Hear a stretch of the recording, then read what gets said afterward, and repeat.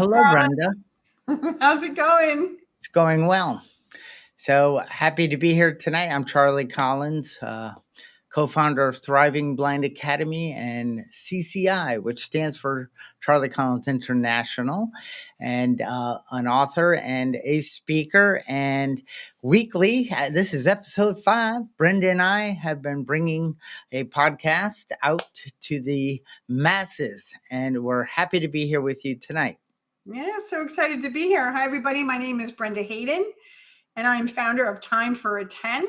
We teach people emotional awareness by inventorying disturbances and finding out what their conditioned thinking is and helping them challenge that thinking, reevaluate it, and find easier ways to solve their emotional upheavals because they happen all the time. I'm also a mom and a full-time IT person from day to day, and I'm glad to be here. Love doing this stuff. Yes, it's fun. It's I guess there's this one phrase that we can't keep it unless we give it away. Mm-hmm. And so tonight we're gonna have some fun and we're gonna talk about happy. I mean, it's that feeling, that state, that condition of our mind and body, that congruence, that timelessness. You're just in this, like, you don't have judgment. You're just happy or grateful. That space is pretty wonderful to be in. It sure is. It sure is. Is it fleeting for you or is it consistent? Are you asking our attendees or are you asking Charlie? I'm asking Charlie. Well, it comes and goes.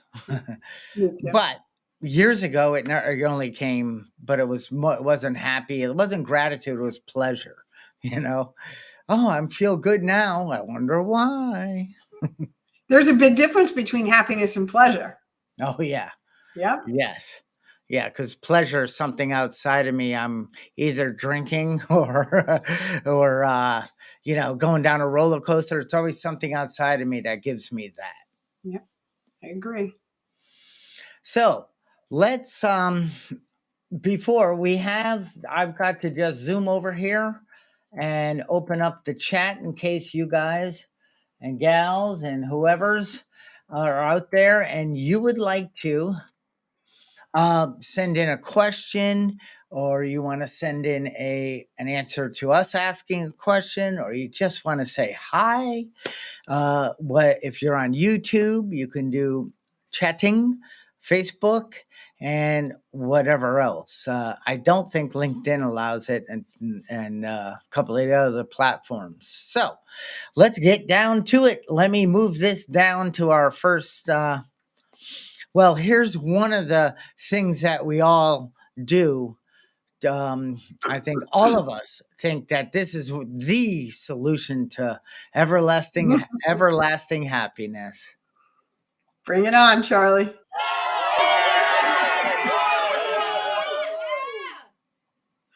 So true. So, Brenda, you'll be happy when? Wow. Well, today or historically? Well, you recently got a new chair, and you did. So I just want to share this because you said you didn't complain about the chair you had. I mean, you did look 6 years old. You were little, but you didn't complain. You adapted and you did what you could, but you ordered a new chair. And you sent me a text, said, yay, my new chair came in. And I said, oh, I'll be happy when I get a new chair. I did say that I'd be happy when I got a new chair, because I was struggling to manage the video camera and the height of my chair and getting the box right. And it was really frustrating. And I just really wanted a new chair. But you know what, Charlie, it wasn't that I'd be happy when I got a new chair. I'd be lucky. Sorry, I hit the wrong button. Sorry. No worries. We make mistakes all the time. I do it all the time. I'd be less frustrated. And if I'm less frustrated, I thought I'd be happier. But really, to answer your question, right? So historically, my happiness was contingent on what I would if I got what I wanted. It's if I got what I wanted, and whatever that want was, whether it was getting into the right school and I was applying to colleges, or getting the right job, or meeting the right guy, or getting what I wanted, what I thought would make me happy. How about you? And well, yeah, mine was I'll be happy when I get out of school. It was, that I'll be happy when my parents stop being so strict and enforcing rules. I didn't like rules. I'll be happy when I'm independent and I can do whatever I want in life. Right. And the big one for me was diagnosed at age 9, declared legally blind at 13. I'll be happy when I can get my driver's license, and and that hasn't come. And but I no longer think that way. I no longer put that amount on something that's greater than me. Like, out of the only thing I have control over is the way I respond to either my thoughts or outside environment, outside stimulus, outside circumstances, right? And if I'm giving my power away, that can determine my happiness. It could dissolve it immediately if I don't like something that's happening outside of me, and then I blame you are the reason that I am unhappy. Right. Period. Yep. I used to do the same thing, and I still do to some degree today. I can let somebody get on my nerves, or someone's not behaving the way I want, or I didn't get the recognition I wanted, or something's too hard, or someone doesn't show up when they're supposed to, and I'm disappointed, and then I become unhappy about that. And it's everything on the outside that's determining my sense of happiness on the inside. And so what do we learn? So what do we learn to do? How do we handle that? How do we move past that?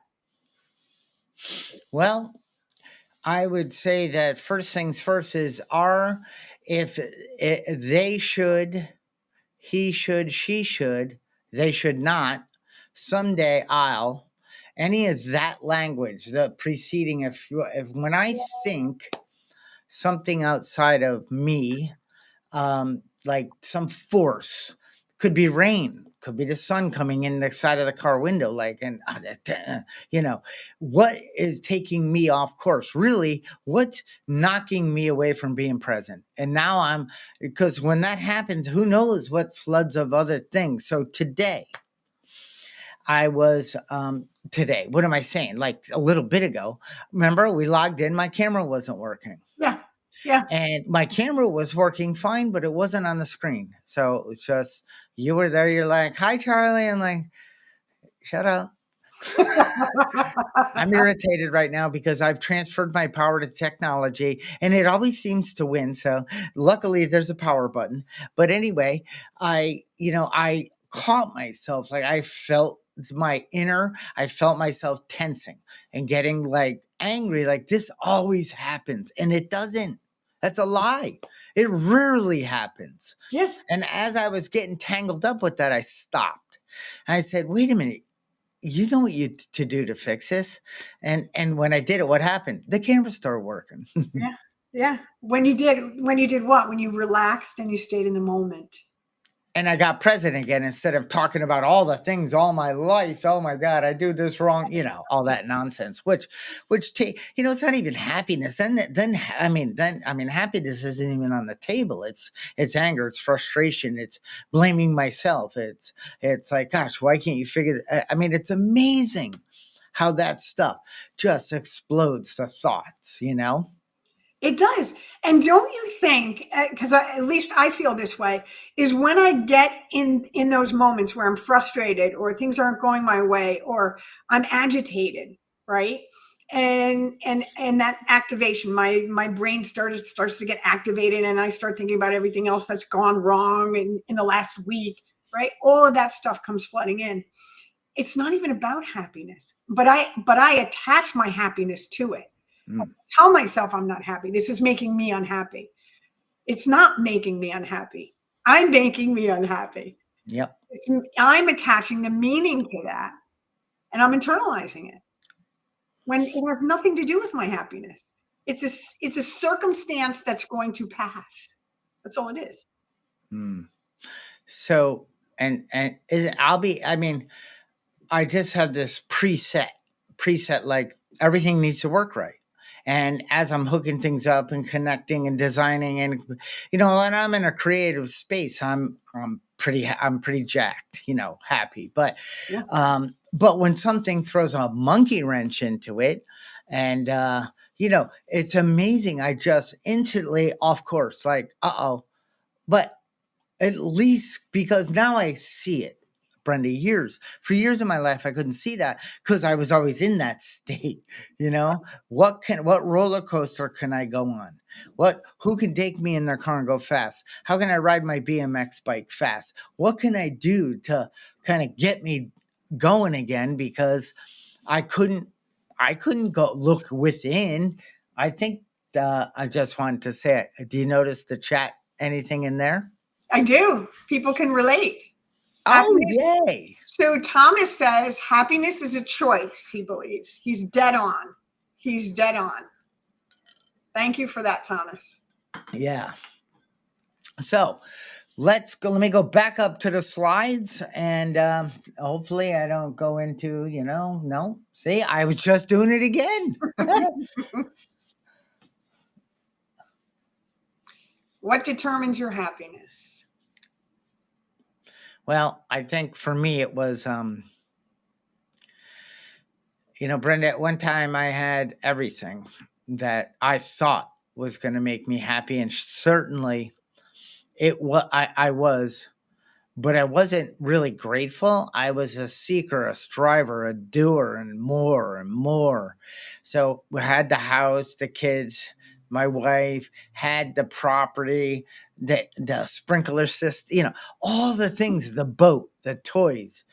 And I would get these thoughts like, if I could get a bigger boat, even though mine was 33 feet and beautiful, there's something missing. I don't know what it is, but I know that I kept getting, that was my third boat. And each process of looking, buying, getting, showing, I'm so happy. It works. I'm telling you.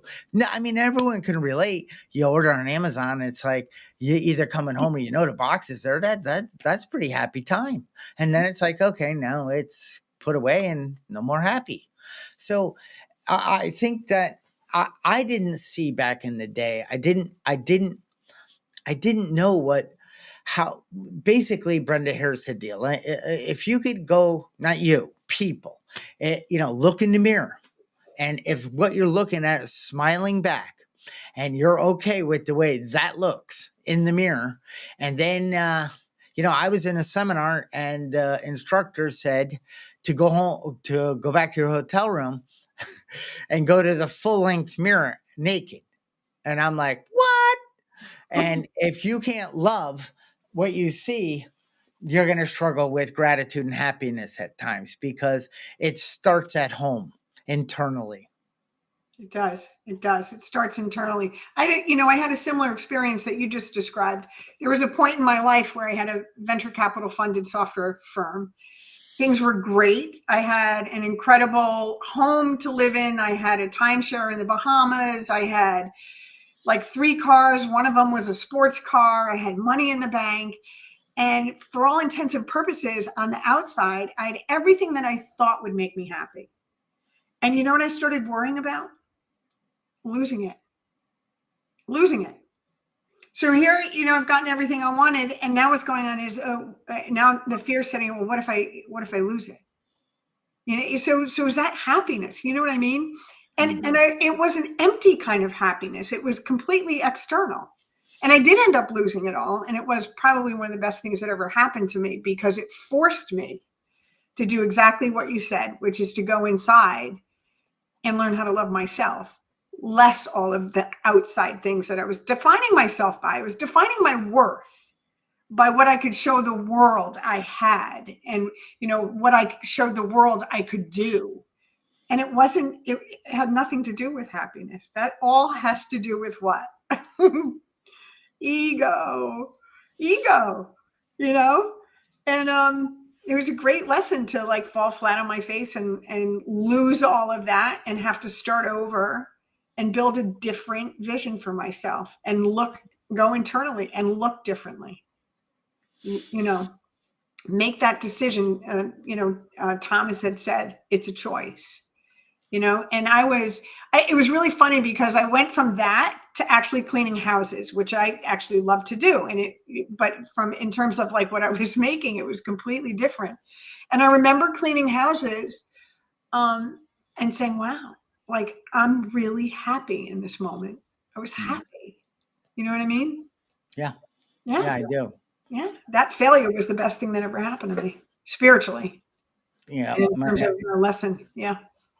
It didn't happen to you. It happened for you. It And sure yeah, I mean, what determines? I think what I know what we're trying to say is basically, if it's anything outside of us, if it's the way work goes, the traffic goes, the weather goes, the people in the store, other family members, if it's projected out, if we have expectations, or we want things to be a certain way because we don't like when people are slow, or they pump their gas too slow, or the line's too long at Costco, or you know what I mean? I mean, the list, it just never goes, it never ends.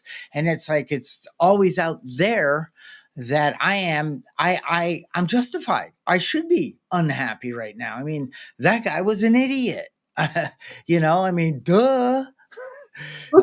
And then let me tell you about it when I get home, because I want to share my unhappiness, my blaming and complaining with those around me. And I remember getting help, doing the work and all this, and started to hang out with people that I'm like, this is very uncomfortable because this person is lovingly dealing with this difficult clerk. And I'm like, how is that possible?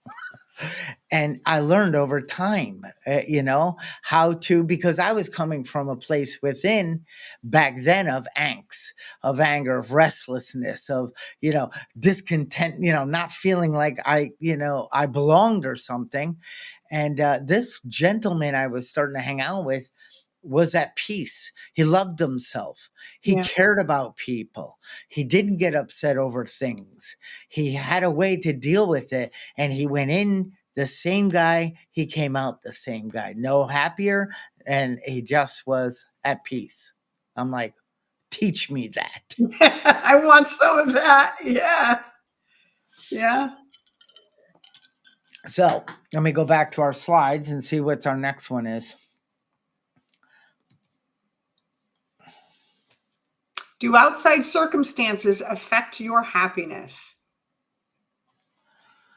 Well, we just spent quite a bit of time talking about all the ways outside circumstances can affect our happiness, right?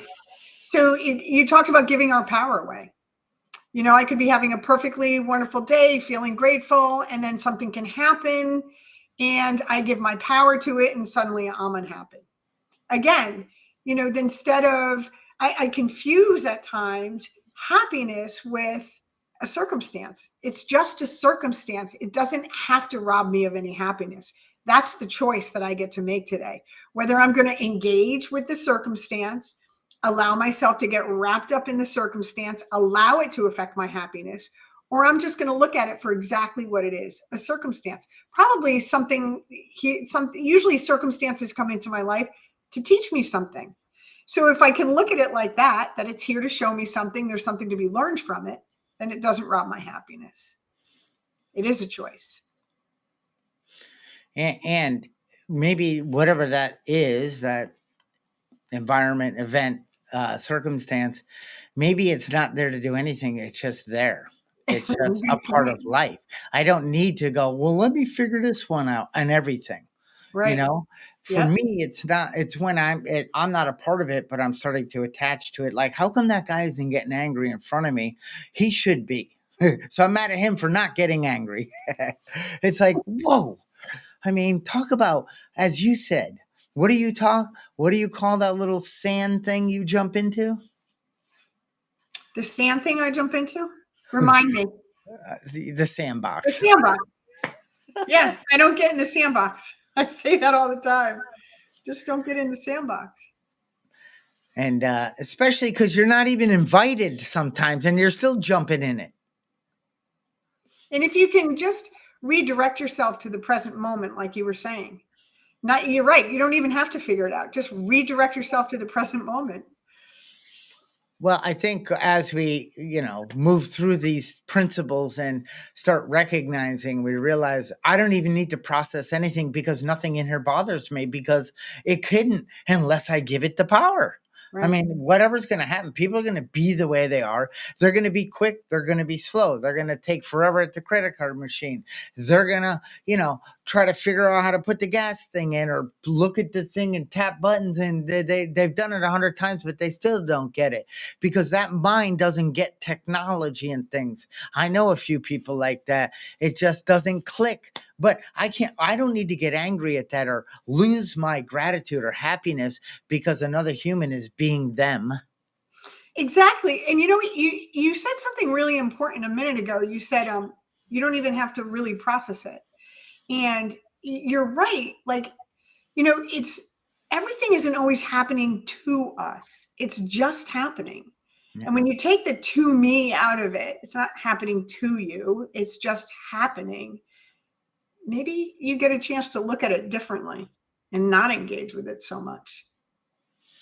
Well, I mean, we have two radars, right? We have the radar of, the lawns that aren't. If I go for a walk, and back in the day when I'd go for a walk, I'd notice the bad cracks or the uneven parts of the sidewalk. Who doesn't do good edging on the sidewalk? How could they possibly not water their lawn? They need to do their shrubs. What the heck kind of music is that loser listening to? I'm out there fixing nothing except making myself more discontented and not connected. Now I can walk. I don't notice that stuff. I notice my stride, you know what I mean? I'm at peace. It's like, wow, I don't tire as easily. I do more now.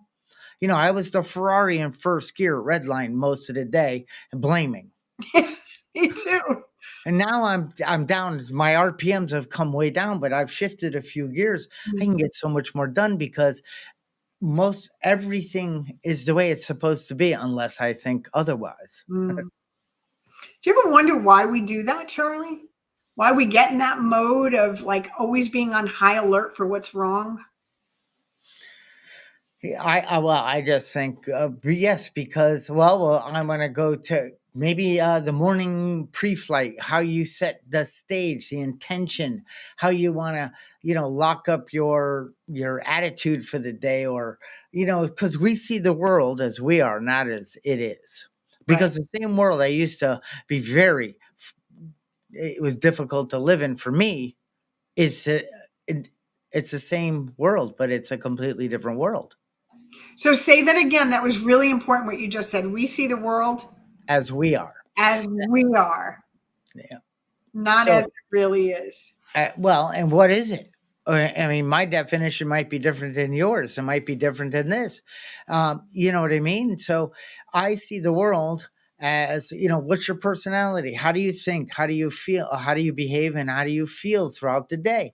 Because if you think a certain way, you're going to behave a certain way, which is going to produce either gratitude, happy, or it's going to produce anger, frustration. Right. Right. And we talked about it last couple of weeks. We've been talking about things like conditioned thinking, right? How we're kind of programmed to think in a certain way through our childhood, 0 to 7, or I think it's 0 to 7 that the subconscious brain is programmed. And part of it is just the conditioned thinking. And if you set an intention in the morning, so if you get centered, and I usually spend about 10 minutes before I leave the house, just in a silent meditation, just to ground myself. And when I do that and I set an intention in that moment, and most days it's to be present or to pause or just to be kind, not just kind to other people, but kind to myself, because, the self-talk can be really almost as traumatizing as the world can sometimes be. And when I do that in the morning, I have a much better day. Do you? Oh, yeah. Yeah. Because um, I used to get up and the day would live me. I mean, I kind of bounced around. I mean, I went to work, I did my thing, but I didn't pre put my intention out there. How can I be of service? Look for the areas of people I could help, customers. If I had a couple scheduled meetings, I would think, oh, I have that meeting coming up. I want to create a win-win. Of course, I want to influence but my old way, if I didn't get my way, and my way wasn't the right way, it was a not convoluted. It was a confused, if that way, if I got it, then I would be happy, which never worked, but I still kept trying. Me too. Me too. So I just want to read a couple of comments. So TD said, blaming others leaves us powerless to change. I love that. Blaming others leaves us powerless to change. Robs our happiness. I like it. That one makes sense. So who can we change? Just Well, ourselves, right? Just ourselves. We cannot change anybody else. nope. Nope. Nope. And some of us will die trying. Die trying, and that's a sure way to not be happy is to try and change somebody else. I know. I just can't believe they don't listen. Right? I mean, somebody once said, hey, this is the way I do it. It might not work for you, but think it through. Maybe give it a try, because it's not my way or your way. It's a better way. And you'll come to that conclusion and experience, but you need to try something different than you're doing it now. Is it possible to, when you're driving into the parking lot of a busy store like Costco, it's a madhouse there most of the time, can you just go in there with, I'm not going to focus on a parking spot and getting angry because it's so busy and that guy's got his blinker on and is he going to back out? I mean, what does he think I have all day? At least this is my conversation. I don't even drive. And then, does it, my car, oh, of course, I always get the one with the wiggly wheel, so, but I can go, and us, when we take the power back, we can go and have a wonderful experience there and smile at people and appreciate the clerk that, wow, that's a busy, probably a hectic job, standing there ringing all that all day long. I could think about others. I can think that, and just walk around with a good intention and a smile, and walk out of there like, wow, I had a great experience at Costco today. How's that possible? Well, now I know. Yeah. Just keeping the focus on yourself instead of everybody else and what they should or shouldn't be doing or how the cart should be. You're just keeping the focus on yourself. Okay, so what makes you feel happy? So if anyone that's listening tonight, if you want to throw, no answer is right or wrong, because the way I like to look at it. Excuse me. But all I know is that when I started this out, what started to, because I need to be taken out of me. So if I can't fix the problem within me with the mind that created the problem. So I would go and my thing was going to a neighbor's or going to a senior citizen's house and being of service. And the next thing I know, all of a sudden, I'm a little bit lighter as I come home. I'm feeling grateful. I'm feeling happy. And I didn't do anything for me.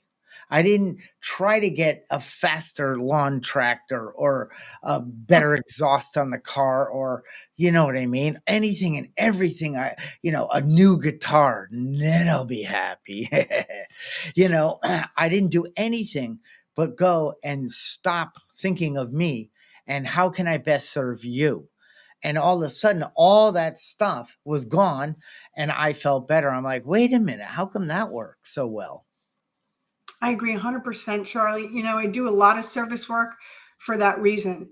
It is so rewarding. And there's just to experience something with another person without a motive of gain, of any kind of gain at all, or reciprocation, just to be of service. I don't know, it's the best feeling ever. It's the best feeling ever. Someone in the chat said acceptance makes them happy, as well as helping others. Acceptance is a good one. Yeah, it We're is. talking about helping others.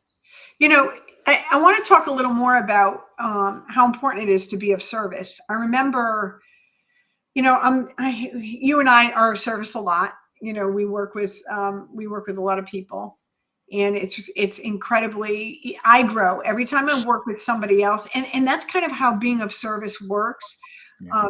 I'm open to be of service to whoever God puts in my path, and what ends up happening is I learn more from that person. I feel like I always learn more than I'm actually giving. You know what I mean? So it's I don't know, it's just miraculous how it works. It really is. It's so rewarding. I'm always on fire after I work with somebody. Well, part of it is I'm not worried about my weight. I'm not worried about what shoes, pants, shirt I have on. I'm not worried how that person sees me. I'm not worried about what I'm looking to get out of this. If he's going to, have a parade the next weekend to celebrate how great I am, I don't need him to text his network to say, you wouldn't believe this guy. He came down, I am there and I want nothing in return. And because that nothingness, there's no time, there's nothing, this weird space of I'm just available. I don't have any, it's like going to the store. It's not, I don't need to figure it out. I'm present. And I think, Brenda, what you're saying is when we're in that space, we're sponges. We learn. I do too. I work with people. I'm like, huh. I love it because it's a constant and never ending improvement. Yeah. Yeah. Can't get enough of it myself. Oh yeah. What makes us happy? So I'll be happy when people subscribe to my channel more, give me more thumbs up on my videos, or when people share my links, right? Again, all outside stuff, all outside stuff. I'm basing my worth, right, on what somebody else is giving me, whether somebody else clicks the thumbs up or likes a video or shares it or books me, 5 times in a row for a session. That's defining my worth by outside stuff. And the journey inward has just been, it's taken a while. It's a process, the journey inward to find all of that happiness and love and peace and joy within instead of externally. But once you start the practice of going inward, don't you find that it almost starts to become natural? And Yeah. that's where I couldn't believe when somebody said to me, I remember somebody said to me one time, you can get everything you need from within you. You can be completely fulfilled by going internal. And I was like, forget about it. Right? Because that's what I wanted, the money. Forget about it. That can't be true. It can't be true that everything that I need, that I can be 100% fulfilled by going inward.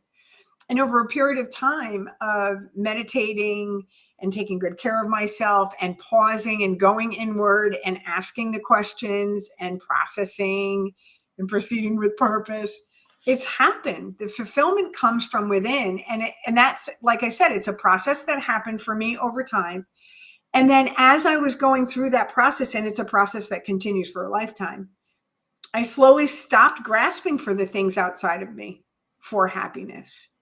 And there's such comfort in knowing that I could go inward and get what I need. It's all there. It's always been all there. And who said that happiness is a choice? Tom? It was Tom. And isn't that like, I can choose to start getting aggravated with something, or I can choose just to let that go. Don't involve myself. Don't jump in the ring. Don't play in the sandbox, because that I wasn't invited in to fix it. And but I'm inserting my mind, maybe not my physical, but my mind is now in there. And Mm-hmm. it's like, gosh, it's so difficult. And I don't, like you said, now in the beginning, first of all, I had to recognize that's why we started the way we've been going each week, kind of really bringing awareness to the blood is boiling and all that. So, you say, oh, wait, I'm starting to think things should be different. Let me take a look at that real quick. And over time, like you said, it's just natural. Like, for some reason, I feel like attaching to this environment, this circumstance or event, and noodle with it, and I'm starting to pay the price. So it's funny when that slide that I put in, I love how you talked about it, because that is not how I was going to. I was going to do the exact opposite. I was going to say, please subscribe, like these darn videos, and share them with people. And if you do, that's great. And if you don't, that's great. Um, because I believe that we're providing value, and I was just putting it in there as a reminder, because I keep forgetting. Hey, because it helps us. It helps us reach more people, help more people, and grow our channels. But I got to ask every so often. Yeah. And so you did. But I love what you said, because I know that is a big issue. So 86% of people, Brenda, and this was a Gallup poll, and I probably say this all the time because it blows me away that the first thing they do in the morning is look at their iPhone. Well, not their iPhones, their electronic device. Could be an iPad, could be any of those devices, right? And what they do is that they quickly go to Facebook, and they do a little scroll, and maybe they take a picture of their cat and then throw their thing back on there, like, hey, I'm alive. And because it's the known, it's familiar to them, and they sometimes get a little hit of dopamine, a little fake happiness through Facebook. Then they maybe look at Twitter, then they maybe go to Insta. My brother calls it like Insta book and face chat. I mean, he just jokes around because he could care less about all that. But anyway, so and maybe look, and then you're like, well, I made that post yesterday. I only got 8 likes. Uh-oh. What's wrong with me? So it's starting already in the morning. And then maybe you go, let me check my text. Oh my God, that person hasn't replied. It's been 6 minutes. And then it could be, oh, I got email. I maybe jump on a few of those, and it could be one that's an issue for at work that you need to resolve, but it came in the morning and it already kind of feels funny. It's like, oh God, I don't want to have to deal with this today. And then we're in the shower thinking about getting dressed. We're getting dressed, thinking about we're just wondering why all of a sudden I just reacted in a way like I yelled at somebody, or I was mean, or I was short, maybe more so. And then that person, and I'm like, whoa, where did that come from? Well, when you start becoming aware and noticing it the way you are, pre-flighting your day, you said it earlier, you said, I get up and I sit in a space and I kind of think through. We know there's a great little reminder that we think about the 24 hours ahead. And I need help to keep my thinking directed towards patience, tolerance, towards kindness of others, because when that model is in place, happiness seems to be automatic. It's no longer elusive. It's no longer elusive. And again, I keep bringing this up because it's important, is that when you do have a disturbance, and it doesn't matter how small it is, if you inventory that disturbance, and that's what we do at Time for a 10, is we give people space to inventory that disturbance and get at the exact nature of what's really going on, what's triggering you. If you do that on a regular basis, you get redirected into the present moment on a regular basis, and you start to live there. And those little field trips that you take where you're attaching meaning to stuff and it's robbing you of your happiness, they become less and less. And it's just a matter of really getting to know how you tick and what triggers you and how to redirect that, how to reframe it, how to challenge that reactive reality that we have. Because it's an absolute, there is no guitar or car or bigger house or smaller house. There is no lawn. It all looks good and it sounds good. And yes, it does work a little bit, but we're talking about sustaining. So when you don't have the house, you're back on your big wheel. You've lost your .com. You're now driving a Pinto. uh, you know, again, back, you can choose to be happy in that space. Right. Is it easy? No, but all growth and glory and grace and purpose, meaning, and all that great all those words that I wasn't coming from, none of that is easy. If it was, you wouldn't see, a lot of suffering that we see on this on this planet. True, true, true. And I want to give a shout out to Peter. Peter said, happiness is difficult to maintain. Be peaceful. Be peaceful. There's a great book called Happiness for No Reason. I'm like, that's not fair. Those people are so lucky. They just wake up and they're la-di-da, everything's great. Get out of my way. No, it's a decision, right? So you have to, I mean, I don't know. I don't wake up that way. You know what I mean? I don't think I ever remember myself hopping out of bed and being like, la, la, la, la, everything's great. I wake up content. I wake up grateful, but I have to make that decision. I have to get in the present moment. I have to be grateful for what I have. It's funny. You and I were talking earlier about a friend of ours, how, when you're in really good health, you take it for granted. And then when something happens and you're not in such good health, right. And you don't have good health, you kind of think about, maybe I should have taken my good health, not taken my good health for granted. And it's like that with anything. Like if we really, for myself, if I really sit back and I take 5 minutes at the end of the day and I just do a gratitude list, just a mental gratitude list about all the good things that are in my life. Maybe nothing good happened that day. Maybe I had a really lousy day, but I sit back and sometimes I just think about the beautiful people in my life. Right. And it just brings me right back into that, I am blessed. I do have reasons to be happy. I have friendships. I have people that I love and that people that love me back, food on the table, a roof over my head. I get to go to work. I don't have to go to work. All that kind of good stuff. Yeah.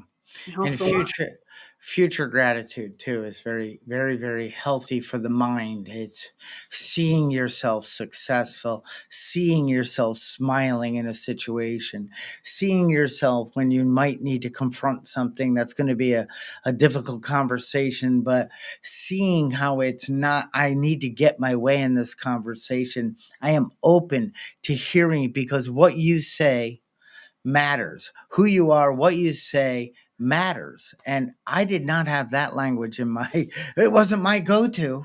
It certainly wasn't, because I would, I didn't know any different. It's like, nobody, when I was starting to change, my mentor didn't say to me like, you're a bad person. You're miserable. You blame, complain, and justify your behavior. And I can't stand being around you. Now, those people are around, the toxic vampires. We all know. It's like, oh, great. Here we go. We're going to get a laundry list of pissing and moaning. But my mentor, he knew I was in it. I wanted to see the world differently. I wanted to be happy. I wanted to be content, and I was willing to do what I needed to do to get to that space. So my mentor gave me his time. Thank you for sharing that, Charlie. You're welcome. So let's see. I think we pretty much covered our chat comments. There's quite a few in there. If I missed you, I'm sorry. It's not personal. Don't attach me to it. I didn't mean that. Please forgive me. That's okay. It's about Because that. I don't want to end you. I wanted to go back to this slide and just say, I am still a bit stunned how you saw that. And I love that because but this is that space. Like I'm like, Brenda, what are you doing? That's not why I did that. Now I'm mad at you. I That's was like, that's beautiful because isn't that the truth? Well, so here's how I look at it, Charlie. Here's how I look at it. The people that need to see this are going to see it. The people that need to see the Time for 10 videos are going to see it. I put those videos out there to share with people what I've learned, to explain some of what emotional awareness is, to help. People who need to see it are going to see it. That's what the universe and energy is all about. Yeah, agreed. So we have a big announcement. Yes, we do. And I have an apology.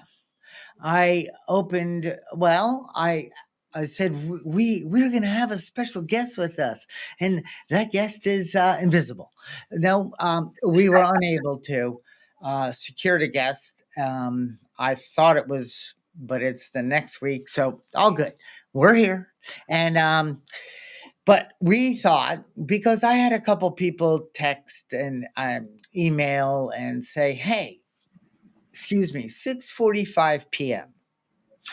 on a Friday night after working all week. And, I might have stopped by for a happy minute, and I have dinner and it's like, oh my gosh, I need to rest. I don't want to sit and challenge my thinking, my behavior, and my feelings at Friday evenings. Now, of course, this is all recorded and you could go back to it, but we do it live because we want interaction. We want people to type in. We want to get more people involved. So that's why doing it live is so fun and cool. So what we thought, Brenda and I talked, and if you don't like this, please put it in the chat if you're still here. We were going to do Saturday mornings and either 9:30 a.m. Eastern or 10 a.m. Eastern. Now, that's nice to do on a Saturday morning. People are well rested.